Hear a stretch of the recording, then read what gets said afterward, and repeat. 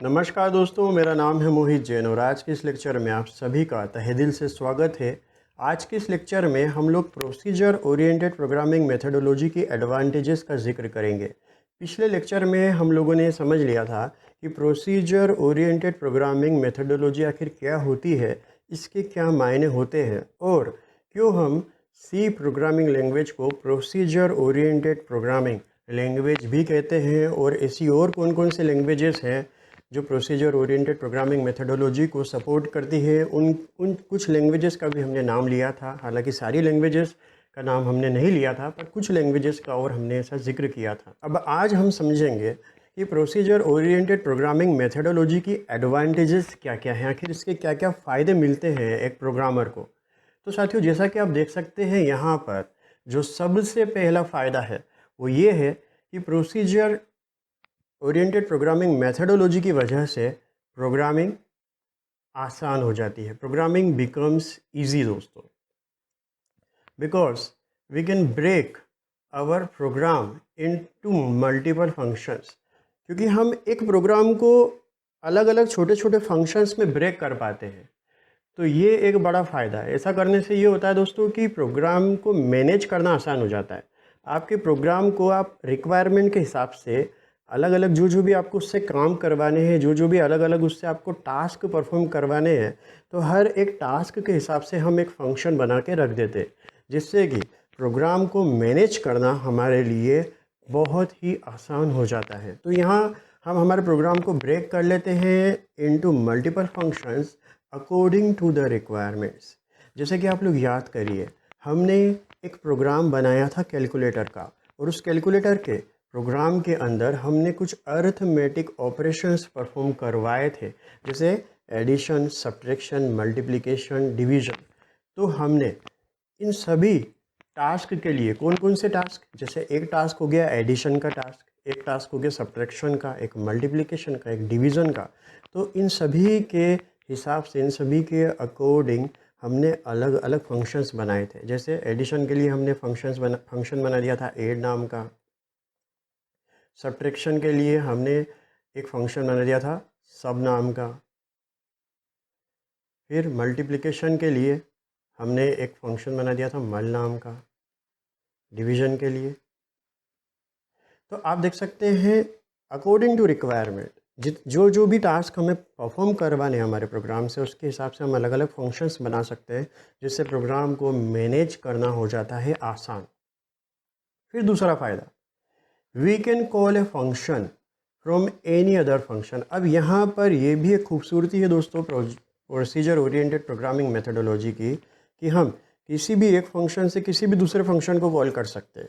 तो दोस्तों, we can call a function from any other function of the program according to the requirements. तो यहाँ पर ये इसका एक और एडवांटेज हो गया। अब इन दोनों ही एडवांटेजेस को वेरीफाई हम कर लेते हैं, एक छोटा सा प्रोग्राम बना लेते हैं, जिससे कि ये दोनों एडवांटेजेस हमारे जहन में एकदम क्लियर हो जाएं। तो साथियों, जैसा कि आप लोग इस वक्त स्क्रीन पर देख पा रहे हैं, हम यहाँ पर एक प्रोग्राम बनाने वाले हैं जिसका कि ऑब्जेक्टिव है write a program which calculates and displays sum and average of first and natural numbers. तो यहाँ हम एक ऐसा प्रोग्राम बनाना है जो फर्स्ट एन नेचुरल नंबर्स का सम कैलकुलेट कर सके। एन की वैल्यू कुछ भी हो सकती है। तो सबसे पहले तो आप ये समझ ले, वैसे तो आपको याद होगा, फिर भी मैं याद दिला दूँ नेचुरल नंबर्स क्या होते हैं। तो मैथमेटिक्स के अंदर दोस्तों 1 से लेकर इन्फिनिटी तक जितने भी पॉजिटिव इंटीजर्स हैं उन सभी को हम कहते हैं नेचुरल नंबर। ये सारे के सारे नेचुरल नंबर कहलाते हैं। अब हमें ऐसा प्रोग्राम बनाना है जो फर्स्ट एन नेचुरल नंबर्स का सम भी डिस्प्ले करवा सके और उनका एवरेज भी कैलकुलेट कर सके। कुछ इस तरह से हमें यहाँ पर प्रोग्राम बनवाना है, यानी कि हमें 2 टास्क हमारे प्रोग्राम से मेनली परफॉर्म करवाने हैं। कौन कौन से? एक तो हमें कैलकुलेट करना है सम, और दूसरा काम जो हमें करवाना है वो है एवरेज। ठीक है साथियों, तो हम देख लेते हैं कि किस तरह से हमारा आउटपुट हमें मिलना चाहिए। मान लीजिए दोस्तों, अगर n की वैल्यू है 10 यहाँ पर, तो सम हमें मिलना चाहिए कहाँ से कहाँ तक, 1 से लेकर 10 तक का, यानी कि फर्स्ट 10 नेचुरल नंबर्स का सम। जो कि होते हैं 1 से लेकर 10 तक। तो 1 + 2 + 3 + 4 से लेकर +10 तक, जो कि होता है कितना 55। तो सम हमें मिलना चाहिए 55। अगर एवरेज की बात करें तो इनका एवरेज कितना होगा दोस्तों, तो एवरेज होगा 5.5। तो अब आप समझ गए होंगे कि किस तरह के काम हमारा ये प्रोग्राम करने वाला है यहाँ। तो साथियों, अगर मैं आपसे पूछूं कि इस प्रोग्राम को अगर आप मल्टीपल फंक्शंस में ब्रेक करेंगे तो कितने फंक्शंस आप यहाँ पर बनाएंगे, तो आपका जवाब होगा कि एक मेन फंक्शन तो होगा ही, क्योंकि यही वो फंक्शन है जहाँ से हमारे प्रोग्राम का एग्जीक्यूशन शुरू होता है। ऑपरेटिंग सिस्टम यहीं से हमारे प्रोग्राम के एग्जीक्यूशन को स्टार्ट करता है, इसी फंक्शन को कॉल करके। तो मेन फंक्शन तो होगा ही होगा, इसमें कोई भी दो राय नहीं है। और एक फंक्शन हम कौन सा बना सकते हैं दोस्तों, सम कैलकुलेट करने के लिए। तो एक टास्क हमें परफॉर्म करना है सम वाला, तो इसके लिए हम एक फंक्शन बना देते हैं सम नाम का। फिर एक टास्क और हमें कौन सा परफॉर्म करना है दोस्तों, एवरेज कैलकुलेट करने वाला। तो हम एक फंक्शन और बना देते हैं जिसके ज़रिए हम क्या कैलकुलेट कर लेंगे, एवरेज कैलकुलेट कर लेंगे। तो अगर मैं आपसे पूछूं तो यहाँ हम हमारे प्रोग्राम को कितने फंक्शंस के अंदर ब्रेक कर रहे हैं साथियों, तो यहाँ एक तरह से हम देख सकते हैं कि हमारे प्रोग्राम के अंदर मेनली हम 3 फंक्शंस बनाने वाले हैं। हाँ, इनबिल्ट फंक्शंस तो होंगे ही होंगे, पर हम जो फंक्शंस एज ए प्रोग्रामर यहाँ पर लिखने वाले हैं वो होंगे ये 3 फंक्शंस, मेन फंक्शन, सम फंक्शन और एवरेज फंक्शन। तो चलिए दोस्तों, अब इस प्रोग्राम को कंस्ट्रक्ट करने की तरफ हम हमारे कदम बढ़ाते हैं। तो मैं ओपन कर लेता हूँ कोड ब्लॉक्स IDE। तो साथियों, जैसा कि आप लोग देख सकते हैं, आप लोगों की निगाहों के सामने है इस वक्त कोड ब्लॉक्स IDE, जिसे मैंने ओपन कर लिया है। तो साथियों, एक तरीका हमने ये देखा था कि हम जाते थे फाइल में जाने के बाद न्यू में जाते थे, न्यू में जाकर हम लोग एम्प्टी फाइल को ओपन कर रहे थे। अब एक तरीका और है जो बहुत ज़रूरी है आप लोगों के लिए सीखना, और आगे जाकर ये आपके सबसे ज़्यादा काम आने वाला है। जब आप यहाँ C या C++ में कोई भी प्रोजेक्ट बनाएंगे तो आप जाएं यहाँ क्रिएट ए प्रोजेक्ट पर, क्रिएट अ न्यू प्रोजेक्ट, इस पर आप क्लिक करें। आप चाहे तो सीधा यहाँ से भी क्लिक कर सकते हैं, और आप चाहे तो फाइल में जाकर न्यू में जाकर भी यहाँ प्रोजेक्ट पर क्लिक कर सकते हैं। तो हमने यहाँ जैसे ही प्रोजेक्ट पर क्लिक किया तो यहाँ कुछ ऑप्शंस हमें नज़र आने लगे। इनमें से हम चूज़ करेंगे कंसोल एप्लीकेशन। तो कंसोल एप्लीकेशन पर हमने क्लिक किया और फिर हमने गो पर क्लिक किया, फिर नेक्स्ट पर क्लिक किया। अब हम, क्योंकि ये जो प्रोग्राम बनाने वाले हैं ये सी के अंदर बनाने वाले हैं, तो हमने सी लैंग्वेज को सेलेक्ट कर लिया है। तो साथियों, हम हमारे प्रोजेक्ट का कुछ टाइटल दे देते हैं। तो यहाँ हमने प्रोजेक्ट का टाइटल दे दिया है टेस्ट प्रोजेक्ट। अब इसे हम सेव कहाँ करना चाहते हैं, ये डेस्टिनेशन भी हमें यहाँ बतानी होगी। तो यहाँ नीचे आप क्लिक करेंगे जैसे ही कि किस फोल्डर में आप इस प्रोजेक्ट को क्रिएट करना चाहते हैं। तो यहाँ आप जैसे ही क्लिक करेंगे तो जहाँ भी, जिस भी फोल्डर में आप अपने प्रोजेक्ट को सेव करना चाहते हैं वहाँ आप इसे कर सकते हैं। मैं डेस्कटॉप पर जा रहा हूँ जहाँ कि मैंने एक फ़ोल्डर बनाया हुआ है सी प्रोग्राम्स के नाम से। तो मैं यहाँ चला गया सी प्रोग्राम्स के अंदर, और यहाँ जाकर मैंने इस फ़ोल्डर को सेलेक्ट कर लिया। तो साथियों, अगर आप यहाँ पर प्रोजेक्ट फाइल नेम पर फोकस करेंगे तो यहाँ आप देख सकते हैं कि प्रोजेक्ट का नाम आ रहा है टेस्ट प्रोजेक्ट .cbp। तो इसका एक्सटेंशन अगर आप देखेंगे तो वो दिख रहा है आपको .cbp। .cbp का क्या अर्थ है यहाँ पर, तो .cbp का मतलब है यहाँ पर कोड ब्लॉक्स प्रोजेक्ट। तो जो भी प्रोजेक्ट जब आप यहाँ पर सेव करेंगे तो उसके साथ, उसके नाम के साथ ये एक्सटेंशन आपको देखने को मिलेगा .cbp। तो चलिए अब हम नेक्स्ट कर देते हैं, फिर से हम अब इसको फिनिश कर देते हैं। और अब आप देखेंगे तो यहाँ बाजू में, यहाँ मैनेजमेंट के नीचे आपको एक टेस्ट प्रोजेक्ट बन गया है। आपका जो भी आपने नाम दिया उस नाम से एक प्रोजेक्ट बन गया है। और यहाँ पर एक ऑटोमेटिकली सोर्सेस नाम का भी एक आपको फ़ोल्डर दिख रहा है। इसके अंदर जब आप जाएंगे यहाँ क्लिक करके तो main.c आपको दिखेगा। तो यहाँ पर आप कई सारे हेडर फाइल्स और सोर्स कोड की फाइल्स को आप यहाँ ऐड कर सकते हैं जब आप एक बड़ा प्रोजेक्ट बनाते हैं। आगे चलकर कभी अगर हम प्रोजेक्ट बनाएंगे तब आप देखेंगे।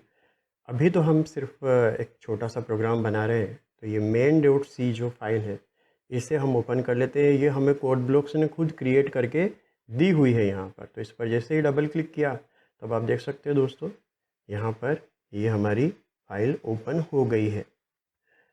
तो चलिए दोस्तों अब हम हमारे प्रोग्राम को बनाते हैं।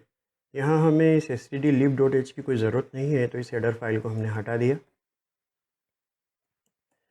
अब हमें यहाँ पर दो फंक्शंस का प्रोटोटाइप डिक्लेरेशन करना होगा। कौन कौन से फंक्शन साथियों, और वो किस काम के लिए हम बनाने जा रहे हैं? तो क्योंकि हमें यहाँ पर सम कैलकुलेट करना है, तो एक फंक्शन तो हमें बनाना होगा सम के लिए, और हमें एवरेज भी कैलकुलेट करना है, तो एक फंक्शन हमें बनाना होगा एवरेज के लिए। तो साथियों सबसे पहले मैं यहाँ पर प्रोटोटाइप डिक्लेरेशन करने जा रहा हूँ एक फंक्शन का, जिसका कि नाम मैं रख देता हूँ सम। ये फंक्शन क्या करने वाला है दोस्तों? तो ये function first n natural numbers का सम कैलकुलेट करने वाला है, और इसका रिटर्न टाइप हमने रखा है साथियों इंट।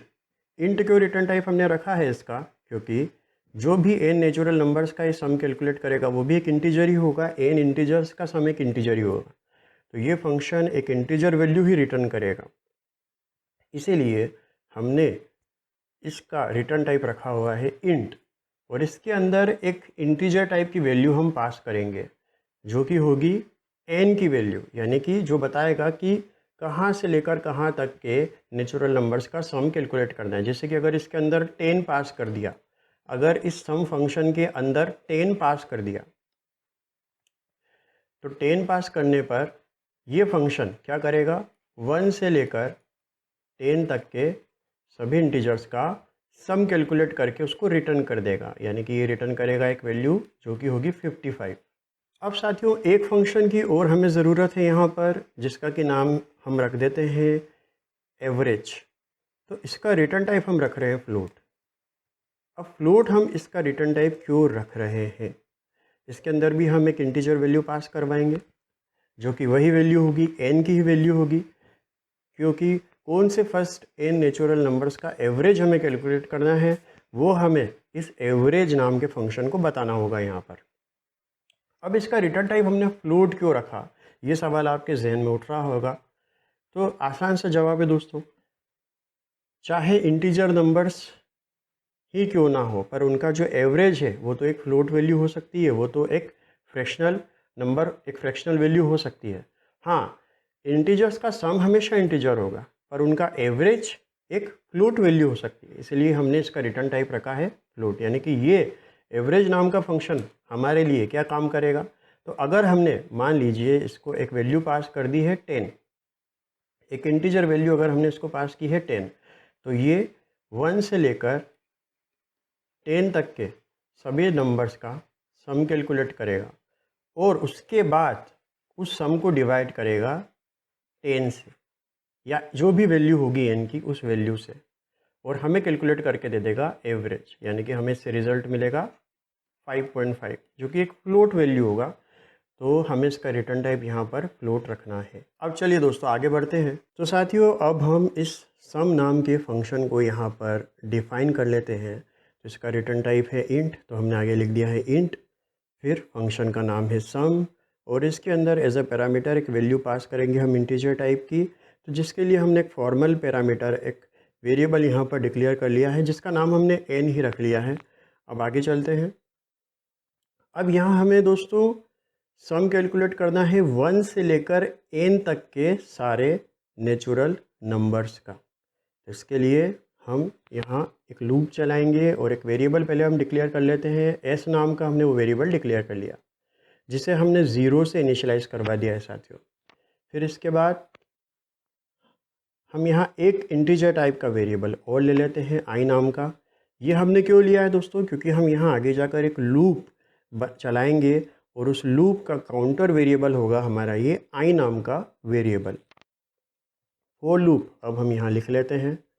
फॉर लूप को हम कहाँ से कहाँ तक चलाएं दोस्तों? तो फॉर लूप को हम चला रहे हैं 1 से लेकर n तक, क्योंकि हमें 1 से लेकर n तक के सारे नंबर्स का सम कैलकुलेट करना है, इसीलिए हमने फॉर लूप को चलाया है 1 से लेकर n तक। अब इस लूप के अंदर मैं क्या लाइन लिखूँ दोस्तों? तो इस लूप के अंदर मैं लिख देता हूँ S assignment operator S plus I. तो जब ये लूप पूरा एग्जीक्यूट हो जाएगा तो इसके पूरे एग्जीक्यूट होने पर हमें एस के अंदर एक वैल्यू मिल जाएगी जो कि होगी sum of all the natural numbers from 1 to n। और आखिर में हम यहाँ से s की वैल्यू को रिटर्न करवा लेते हैं। तो हमने आखिरी में यहाँ s की वैल्यू को रिटर्न करवा लिया साथियों। तो अब ये सम फंक्शन हमें क्या दे देगा? 1 से लेकर n तक के नेचुरल नंबर्स का सम कैलकुलेट करके उसे रिटर्न कर देगा। कहाँ? वहाँ जहाँ इस सम फंक्शन को कॉल किया जाएगा। तो ये सम फंक्शन की डेफिनेशन हमने यहाँ पर लिख ली। अब अगला फंक्शन हम डिफाइन कर लेते हैं, हमारा एवरेज नाम का फंक्शन। तो ये हो गया इसका रिटर्न टाइप, ये हो गया इसका नाम। इसके अंदर भी एक इंटीजर टाइप की वैल्यू हम पास करेंगे, इसलिए हमने यहाँ इंटीजर टाइप का वेरिएबल हमने डिक्लेयर कर दिया है। हम इसका नाम n रख देते हैं। अब दोस्तों आप यहाँ ये कन्फ्यूजन मत रखिएगा कि यहाँ भी n है, सम के अंदर भी वेरिएबल हमने n लिया है और एवरेज नाम के फंक्शन के अंदर भी जो हमने एक वेरिएबल डिक्लेयर किया है वो सेम नाम से कर दिया है, n ही नाम से कर दिया है। तो दोस्तों मैं यहाँ आपको क्लियर कर दूँ कि ये वाला जो n है ये लोकल वेरिएबल है सम फंक्शन का, और ये वाला जो n है ये लोकल वेरिएबल है एवरेज फंक्शन का। ठीक है साथियों? तो यहाँ आप ये कन्फ्यूज़न मत रखिएगा कि ये दोनों n सेम ही है। ये दोनों n कम्प्लीटली डिफरेंट वेरिएबल्स है, इनके स्कोप डिफरेंट है और इनके मेमोरी लोकेशंस डिफरेंट होंगे, बस इनका नाम सेम है। एक वेरिएबल सम नाम के फंक्शन के लिए एज ए लोकल वेरिएबल काम करेगा और दूसरा जो n नाम का वेरिएबल है जिसे हम एवरेज के अंदर डिक्लेयर कर रहे हैं, ये एवरेज नाम के फंक्शन का लोकल वेरिएबल होगा। अगर आप यहाँ कंफ्यूज हो रहे हैं तो मेरी आपसे ये गुजारिश है कि आप स्टोरेज क्लासेस ऑफ वेरिएबल्स वाले लेक्चर्स को फिर से एक बार पढ़ें, उन्हें आपको पढ़ने की ज़रूरत है। अब चलिए दोस्तों हम एवरेज फंक्शन की डेफिनेशन को आगे बढ़ाते हैं। अब यहाँ दोस्तों एवरेज कैलकुलेट करने के लिए ज़रा मुझे बताइए पहले क्या कैलकुलेट करना पड़ता है? पहले सम कैलकुलेट करना पड़ता है ना। अगर मान लीजिए 1 से लेकर 10 तक के नेचुरल नंबर्स का एवरेज निकालना है तो पहले हमें उनका सम कैलकुलेट करना पड़ेगा ना, 1 + 2 + 3 से लेकर +10 तक,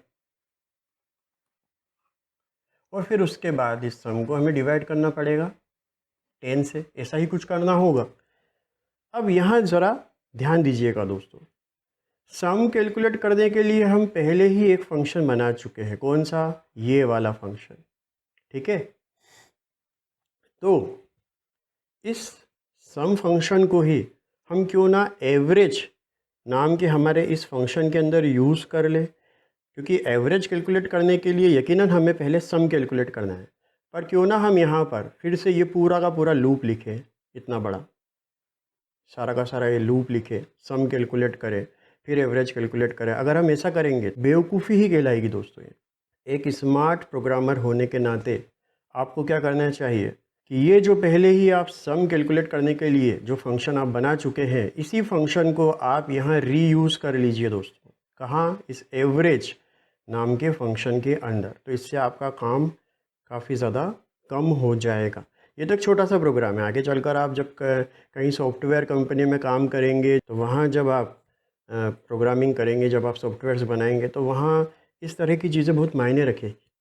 जैसे लाइन ऑफ कोड को हमें कम करना है, किसी ऑलरेडी बने बनाए फंक्शन को स्मार्टली हम यूज़ कर पाएँ, तो इस तरह की चीज़ें वहाँ पर काफ़ी ज़्यादा मायने रखेगी। ये तो एक छोटा सा प्रोग्राम है, पर हाँ इसके ज़रिए भी हम उन इम्पोर्टेंट चीज़ों को समझ सकते हैं। तो चलिए दोस्तों, अब हम एवरेज फंक्शन की डेफिनेशन को कंप्लीट कर ले। तो यहाँ पर मैं सम नाम के फंक्शन को कॉल कर लूँगा। तो देखिए कितना छोटा सा, एक छोटे से लाइन में ही हम पूरा का पूरा एवरेज कैलकुलेट कर लेंगे। यहाँ हम लिखते हैं रिटर्न स्टेटमेंट। इस रिटर्न स्टेटमेंट के अंदर ही हम सम फंक्शन को कॉल कर लेते हैं और इस सम फंक्शन के अंदर हम पास कर देते हैं वैल्यू n और इसे डिवाइड कर देते हैं n से। तो इससे हमें एवरेज मिल जाएगा। पर रुकिएगा ज़रा, यहाँ आपको एक चीज़ का वो ध्यान रखना है, अर्थमेटिक रूल्स का। याद करिए अर्थमेटिक रूल्स को। अगर हम एक इंटीजर से इंटीजर को डिवाइड करते हैं तो रिज़ल्ट भी हमें एक इंटीजर ही मिलता है। तो हमारा ये जो सम फंक्शन है ये एक इंटीजर वैल्यू रिटर्न करेगा और एन भी खुद एक इंटीजर है। अब एक इंटीजर का इंटीजर से अगर हम डिवीज़न करेंगे तो हमें एक इंटीजर ही मिलेगा, पर एवरेज तो एक फ्लोट वैल्यू हो सकती है। तो ऐसा करने पर तो हमें गलत रिज़ल्ट मिल जाएगा। हमें यहाँ पर एक थोड़ा सा चेंज करना पड़ेगा। याद करिए आप उस रूल को जो हमने अर्थमेटिक ऑपरेशंस का रूल पढ़ा था कि अगर हम किसी इंटीजर का किसी फ्लोट के साथ या किसी फ्लोट का किसी इंटीजर के साथ कोई अर्थमेटिक ऑपरेशन कराएंगे तो हमें रिज़ल्ट मिल जाता है फ्लोट। यानी कि हमें इन दोनों में से किसी एक को फ्लोट बनाना होगा। अगर दोनों फ्लोट है तब भी फ्लोट मिलेगा, या फिर इन दोनों में से किसी एक को हमें फ्लोट बनाना होगा। तो हम यहाँ पर सम फंक्शन से जो भी वैल्यू रिटर्न होकर आएगी वो एक इंटीजर वैल्यू होगी, पर हम उसे टाइप कास्ट कर रहे हैं फ्लोट से, ताकि अब जब ऑपरेशन परफॉर्म होगा तो एक फ्लोट का एक इंटीजर से डिवीज़न परफॉर्म होगा, जिससे कि हमें करेक्ट वैल्यू मिलेगी एवरेज की, जो कि होगी एक फ्लोट वैल्यू। तो इस तरह से साथियों इन दोनों ही फंक्शंस की डेफिनेशन मुकम्मल हो गई है। अब हम इन्हें यूज़ कर सकते हैं। जैसे मान लीजिए हमें सम कैलकुलेट करना है फर्स्ट 10 नेचुरल नंबर्स का, तो हम कैसे कैलकुलेट कर सकते हैं? हम एक मैसेज लिख देते हैं पहले तो, sum of first percentage D natural numbers इस परसेंटेज डी फॉर्मेट स्पेसिफायर से। तो पहले वाले परसेंटेज डी के लिए तो 10 और दूसरे वाले परसेंटेज डी फॉर्मेट स्पेसिफायर के लिए हम कॉल कर रहे हैं सम फंक्शन को, और इसके अंदर हम पास करवा रहे हैं वैल्यू 10। अब अगर मान लीजिए हमें एवरेज कैलकुलेट करना है तो हम क्या करें? अगर एवरेज कैलकुलेट करना है तो हम लिख देते हैं average of first numbers is. अब यहाँ ध्यान दीजिएगा दोस्तों, परसेंटेज एफ फॉर्मेट स्पेसिफायर हम यूज़ कर रहे हैं क्योंकि एवरेज की वैल्यू एक फ्लोट वैल्यू हो सकती है। तो यहाँ हमने लिख दिया 10 और एवरेज फंक्शन को यहाँ कॉल कर लेते हैं। इसके अंदर एज ए पैरामीटर हम वैल्यू पास करवा देते हैं 10 और ये हमारा प्रोग्राम हो गया मुकम्मल। अब इस प्रोग्राम को हम कंपाइल कर लेते हैं, देख लेते हैं कहीं हमने कोई गलती तो नहीं की छोटी मोटी। हाँ, जैसे एक गलती तो मुझे यहाँ दिख ही रही है, सेमीकोलन नहीं लगाया था। तो ठीक है दोस्तों, हमारा प्रोग्राम कंपाइल हो चुका है, कोई एरर नहीं, बढ़िया एकदम सब कुछ हो गया। अब इसको रन कर लेते हैं, देख लेते हैं रन करते समय कोई एरर तो नहीं है, कोई लॉजिकल एरर तो हमसे नहीं हो गई। तो इसे रन करते हैं तो यहाँ आप देख सकते हैं दोस्तों रिज़ल्ट हमें मिल गया है। सम हमें मिल गया है फर्स्ट 10 नेचुरल नंबर्स का 55 और एवरेज हमें मिल गया है फर्स्ट 10 नेचुरल नंबर्स का 5.500000। तो चलिए दोस्तों कुछ और नंबर्स पर, कुछ और n की वैल्यूज़ पर हम हमारे इस प्रोग्राम को ट्राई कर लेते हैं। तो हमने इसे फिर से कंपाइल किया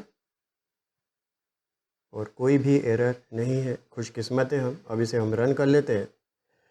तो अब आप देख सकते हैं दोस्तों सम ऑफ फर्स्ट 10 नेचुरल नंबर्स तो हम देख ही चुके थे, उसका एवरेज तो हम देख ही चुके थे। सम ऑफ फर्स्ट 5 नेचुरल नंबर्स हमारे पास निकल कर आया है 15, बिल्कुल करेक्ट है। एवरेज भी हमारे पास आया है 3। उसी तरह से 15 नेचुरल नंबर्स का सम आया है 120 और एवरेज हमारे सामने फर्स्ट 15 नेचुरल नंबर्स का निकल कर आया है 8। तो इस तरह से हम किसी भी n की वैल्यू के लिए ये प्रोग्राम यूज़ कर सकते हैं। आप चाहें तो यूज़र से भी वैल्यू इनपुट करवा सकते हैं, पर हमारा यहाँ मकसद सिर्फ ये समझना था कि प्रोसीजर ओरिएंटेड मेथोडोलॉजी के क्या क्या एडवांटेजेस हैं, उन एडवांटेजेस को हम वेरीफाई करना चाह रहे थे। तो जिसके लिए हमने ये छोटा सा प्रोग्राम बनाया था। आप चाहें तो यूज़र से भी इनपुट करवा सकते हैं, जैसी ज़रूरत है उस हिसाब से यहाँ एक प्रोग्रामर को चलना पड़ता है। अब दोस्तों आप खुद ही वेरीफाई कर पा रहे होंगे उन दोनों एडवांटेजेस को जिनका अभी हमने ज़िक्र किया था कि हमने एक प्रोग्राम को जैसे यहाँ मल्टीपल फंक्शंस में ब्रेक कर दिया है। जैसे सम में ब्रेक किया हमने, एवरेज में ब्रेक किया, मेन फंक्शन तो हमारा है ही। इसकी वजह से ये प्रोग्राम हमारे लिए ईज़ी टू मैनेज है, ईज़ी टू मैनेज है। ठीक है। दूसरी चीज़, दूसरी चीज़ ये है कि हम ज़रूरत के हिसाब से किसी भी फंक्शन से किसी और फंक्शन को यहाँ कॉल कर पाते हैं। जैसे आप देखिए, मेन फंक्शन के अंदर हमने किसको कॉल किया, प्रिंटफ को। प्रिंटफ एक इनबिल्ट फंक्शन है, stdio हेडर फाइल इसे सपोर्ट करती है, ये एक इनबिल्ट फंक्शन है। पर हाँ, एक फंक्शन से किसी दूसरे फंक्शन को हमने कॉल तो किया ना यहाँ रिक्वायरमेंट के हिसाब से, भले ही वो एक इनबिल्ट फंक्शन क्यों ना हो। फिर आप देखिए यहाँ मेन के अंदर हमने सम फंक्शन को कॉल किया, तो यहाँ हम सम को कैलकुलेट कर पाए। तो कंट्रोल यहाँ से सीधा कहाँ चला जाता है, इस सम की डेफिनेशन में चला जाता है। एन की वैल्यू 10 हो जाती है और हमें सम मिल जाता है। उसी तरह से देखिए दोस्तों, जब हमने यहाँ एवरेज फंक्शन को कॉल किया मेन में से, तो कंट्रोल यहाँ एवरेज की डेफिनेशन में आ गया। एन की वैल्यू, जैसे अगर हम इस वाले केस के लिए बात करें तो एन की वैल्यू हो गई 15, और फिर यहाँ से हमें 1 से लेकर 15 तक के सभी नेचुरल नंबर्स का एवरेज मिला। अब इसके अंदर ज़रा गौर फरमाइएगा दोस्तों, इस एवरेज फंक्शन के अंदर हमने इस सम फंक्शन को कॉल किया। तो आप देखिए यहाँ पर जो हमने दूसरी एडवांटेज लिखी थी कि हम किसी भी फंक्शन से किसी और फंक्शन को according to the requirement call कर सकते हैं। तो यहाँ हमने इस एवरेज फंक्शन में से इस सम फंक्शन को कॉल कर लिया अकॉर्डिंग टू द रिक्वायरमेंट, क्योंकि हमें एवरेज कैलकुलेट करने के लिए सम कैलकुलेट करने की ज़रूरत थी, और सम कैलकुलेट करने के लिए हमारे पास ऑलरेडी एक फंक्शन हमने पहले खुद ही डिफाइन कर लिया था। तो उस फंक्शन को हमने सीधा सीधा यहाँ पर कॉल कर लिया अकॉर्डिंग टू द रिक्वायरमेंट। तो ईजी हो गया ना हमारे लिए। अब सम कैलकुलेट करने के लिए हमको पूरा ये इतनी सारी लाइंस लिखनी नहीं पड़ी। तो ये भी एक एडवांटेज हो गया है इसका। तो इस तरह से दोस्तों ये दोनों एडवांटेजेस हैं जिनको हम यहाँ पर वेरीफाई कर सकते हैं इस प्रोग्राम के ज़रिए। अब देखिए साथियों, कुछ एडवांटेजेस और हैं, जैसे by breaking our program into the functions we can reduce the length of our code, thus it becomes easy to manage. तो साथियों यहाँ पर ईजी टू मैनेज तो हो ही रहा है, पर कोड की लेंथ भी तो कम हो रही है ना।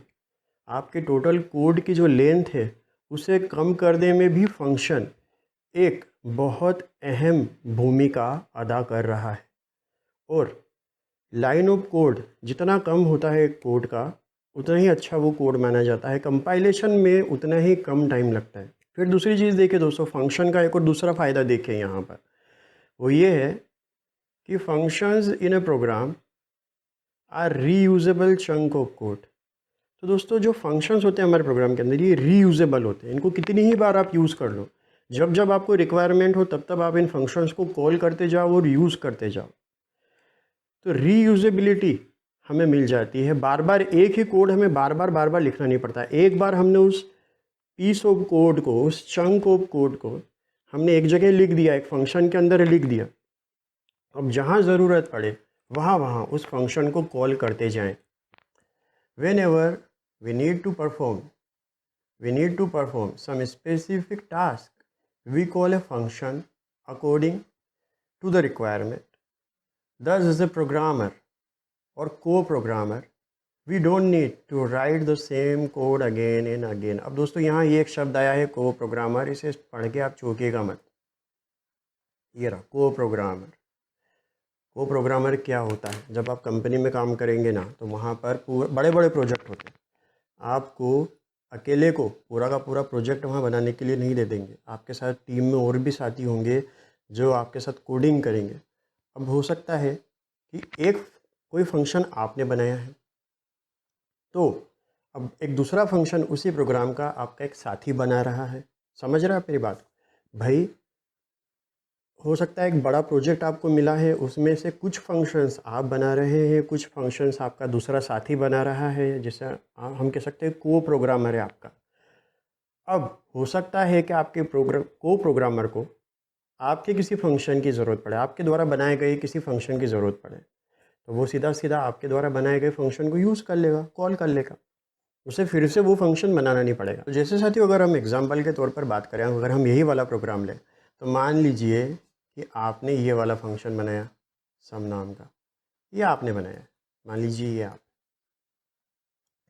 आपने सम कैलकुलेट करने वाला फंक्शन बना लिया। अब उसी प्रोजेक्ट के अंदर आपका को प्रोग्रामर है, आपका साथी है, वो भी कोडिंग कर रहा है, उसको एवरेज कैलकुलेट करने के लिए प्रोग्राम बनाना था। मान लेते हैं ये आपका साथी है। तो अब इसके लिए आपने मदद कर दी, कैसे? इसको एवरेज कैलकुलेट करना था। एवरेज कैलकुलेट करने के लिए इसको n नेचुरल नंबर्स का सम कैलकुलेट करना पड़ता। अब इसे ये पूरा का पूरा लूप लिखने की यहाँ पे ज़रूरत, ठीक है। अब ये क्या करेगा, सीधा सीधा आप ही के द्वारा बनाया गया जो फंक्शन है इसे यूज़ कर लेगा और काम हो जाएगा इसका। देखिए हो गया ना। तो इस तरह से आपका और आपके को प्रोग्रामर का समय बचाता है कौन? फंक्शन।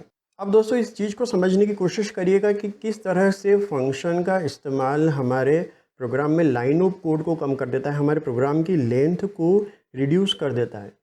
देखिए मान लीजिए आपको सम कैलकुलेट करना था फर्स्ट 10 नेचुरल नंबर्स का, तो अभी आप इमेजिन करके चलिए कि यहाँ कोई फंक्शन नहीं होता इस प्रोग्राम के अंदर। आप इमेजिन करिए कि ये वाला फंक्शन होता ही नहीं, तब क्या करना पड़ता?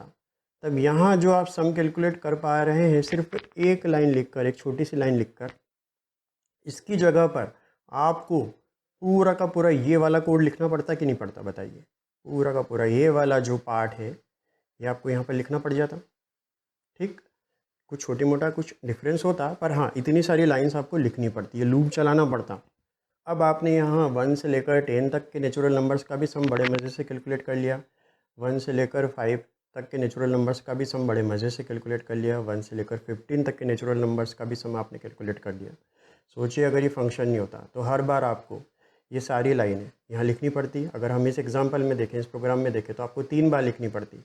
एक बार 1 से लेकर 10 के लिए, एक बार 1 से लेकर 5 के लिए, फिर एक बार 1 से लेकर 15 तक के नंबर्स के सम कैलकुलेट करने के लिए आपको ये लूप लगाना पड़ता है 3 बार। तो दोस्तों कितनी सारी लाइन ऑफ कोड एक्स्ट्रा बढ़ जाती ना अपने प्रोग्राम के अंदर, लाइन ऑफ कोड बहुत ज़्यादा हो जाता। और छोटे छोटे प्रोग्रामों में तो ये बात इतनी मायने भी नहीं रखाती, पर हाँ जब बड़े सॉफ्टवेयर आप लिखते तो वहाँ ये चीज़ बहुत मायने रखाती है। एफिशिएंट प्रोग्रामर की यही पहचान होती है कि वो लाइन ऑफ कोड को कम से कम करे, फंक्शंस को बनाकर फंक्शंस का यूज़ करे। तो इस तरह की चीज़ें आपको एक अच्छा प्रोग्रामर बनाती है। मेमोरी जो कम से कम खर्च करे, ये सारी बातें हमको ध्यान रखनी पड़ती है। समय समय पर हम जैसे जैसे आगे बढ़ेंगे इन सारी बातों पर भी हम बीच बीच में नज़र डालते रहेंगे। इंटरव्यू के पॉइंट ऑफ व्यू से भी ये चीज़ अच्छी है, और आप जब प्रोग्रामिंग करेंगे तो आपके जहन में भी जब ये बात रहेगी कि हाँ मुझे लाइन ऑफ कोड कम से कम करके लिखना है, मुझे मेमोरी को बचाते हुए चलना है, तो अपने आप वो एक आदत बन जाएगी और आप एक अच्छे एफिशिएंट प्रोग्रामर की भूमिका में आने वाले वक्त में नज़र आएंगे। तो ठीक है दोस्तों, अब इस लेक्चर को हम यहीं पर एंड करते हैं। होती है मुलाकात आप सभी से अगले लेक्चर में। आप सभी का तहे दिल से शुक्रिया। जय हिंद, वंदे मातरम साथियों।